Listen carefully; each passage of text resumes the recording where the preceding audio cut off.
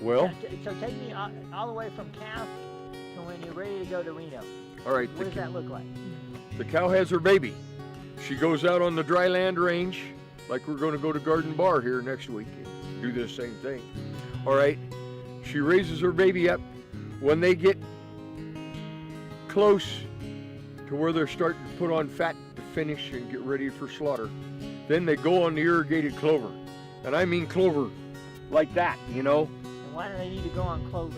Because that's where they finish best, and that's where the customers say they taste best. Okay. So customer feedback has Customer let you know that if you can get them That's on right. clover, that helps. Yeah. Okay. And the customer feedback also has to do with what breeds of cattle we use. So tell me more about that. Well, you know, years ago I had and I mean big, like 2,800 pounds Santa Gertrudis bull. You're looking up at him when you're on the horse. You know, that's how big he was. But the customers started complaining, Jim, the meat's stringy. We don't like it. It's not fat enough. I got rid of all of them. Now we're strictly English cattle here from now on. And that's cattle from the British Isles, okay? And this is the first year we've tried the Devons. We're going to have customer feedback about that next year, but these cattle are fat. I mean sloppy fat. Okay. Right off the cow, they're sloppy fat. So what's the difference in the Devon and the Santa Gertrudis? Is it a smaller animal, or what is it? Well, it's a smaller animal, but they're different genetics because there's no Brahma blood, you know, none. And so, you know, I mean, we're down here to Angus, Shorthorn, and Devon right now. A touch of White Park. We got that White Park because, you know, I just stumbled on them.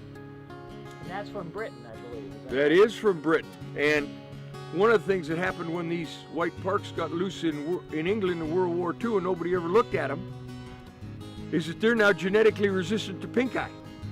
So how do you tell when an animal's ready to be slaughtered, to go to the processor?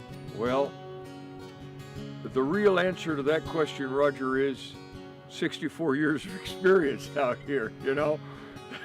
You know, but I mean, you get to know, I mean, you just look at them and they're slicked off, you know? Their nose will get a little broader. The creases on their back end as they're walking will all be full of fat, you know?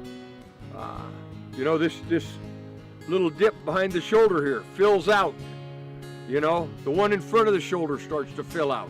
So if the animal isn't ready, it's going to go to hamburger where you can make that be a quality product. Yeah, that's right. It'll make quality hamburger, but it won't make quality steaks. But that's a sacrifice for you financially, isn't it? Doesn't matter. Because you got to keep the quality to keep the customer? If I fudge quality, I ain't going to have any customers. Okay. Period. Just that simple.